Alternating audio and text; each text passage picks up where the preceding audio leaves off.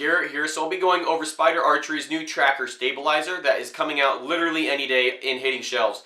And it might even be on a shelf near you already. So follow the link down below in the description if you want to go buy it off directly from Spider, or go see your closest retailer, your pro shop or whatnot. It may already be on the shelves, but I got to use this product right here. This is the Spider Archery tracker stabilizer before it was even out on shelves. Luckily, Sean was so cool. He's like, hey, why don't you use this on a hunt? Tell me what you think. Be happy to get your opinion and then do a review on it. And I'll tell you, I shot 3-spot with it. I shot outside at the range, and then I shot a blue wildebeest in the Namibian mountains in not good weather. So I've got a really good experience with this bow. I beat the crap out of it, to be honest with you, dragging it through the Namibian desert, and I'll pull up some videos along the video just to show you guys what I've done with it. But I've really used this thing. It's got some scratches in it now, but that's for me being really hard on my gear. When I go hunting, I'm doing whatever it takes to be successful, and if that means dragging my bow through the dirt, I'm dragging my bow through the dirt. So this thing held up through weather, through absolute downpours, through being drugged, through sand, rocks. It held up. It's still in really good condition. I want to go over some big differences over the Predator model that I was using right here. This model is the Predator model. It's a 10-inch model. The big differences here are really, you can see, skinny diameter versus a fatter diameter. You got the dampener on the front here. This one doesn't. You got the different size weights. You got the 2 2-ounce weights versus the 4 1-ounce weights on the front. And those are really the biggest differences. The weight is very similar overall between these two. It's extremely similar. This one weighs just a tad bit more than this one. The diameter, for measurement guys that want numbers, the diameter on this one I think is 0.88, and this one's 0.59. So to give you guys an idea, this one is probably skinnier than my thumb. I mean, it is like a micro diameter stabilizer. This thing really does, it's much smaller than the older model, I'll tell you that. It's the smallest diameter stabilizer I've used by far, like not even close. This thing is tiny.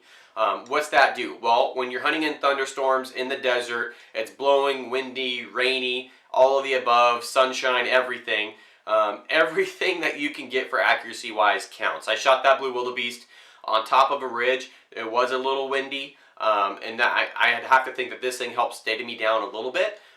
Is this thing going to be night and day for steadying you down in the wind? No. I mean, your arm is a huge sail, your body is a huge sail, your bow with fletchings, arrows, everything is a huge sail.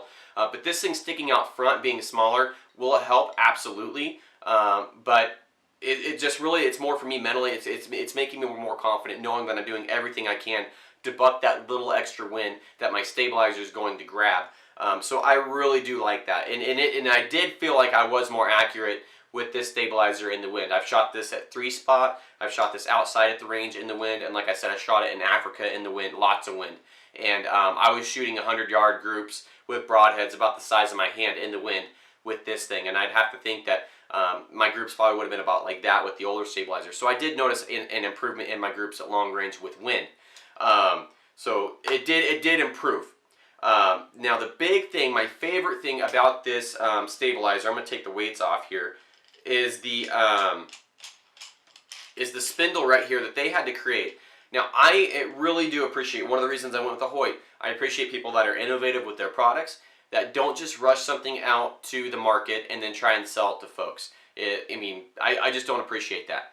I appreciate guys that take time, design their products, that really put some thought into it, and then actually come out with something that benefits the end user. And that is this piece right here. They had to custom design that. They had to start from scratch and build this thing, and they put it onto the end of the stabilizer here, which you could probably use on the other stabilizers as well. But this comes with the tracker stabilizer, and this thing is money. Now I'm going to use another bow as an example here. The Triax is super dead in the hand. It was the deadest in the hand, quietest bow I shot all year.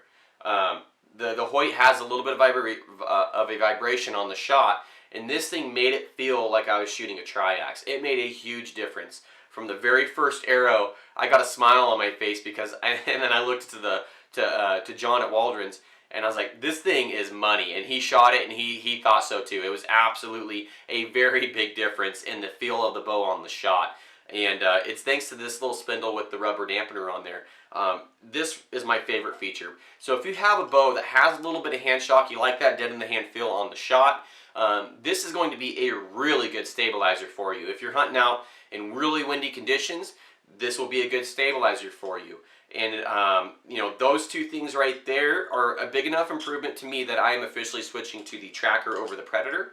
I was plenty accurate with the Predator, don't get me wrong, it's a great stabilizer, but this thing is just, it just makes the bow feel that much better, and I feel like I am a little bit more accurate with it as well. So this is the Tracker stabilizer, and I really appreciate everybody that has followed my hunt in Africa, that followed me on Instagram. You probably already know about this thing.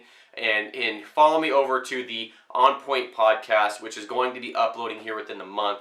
We are starting off that. Very, very excited. That's what the whole On Point logo is in the beginning of the video.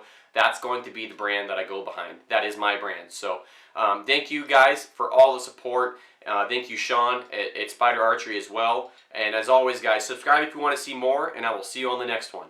Bye.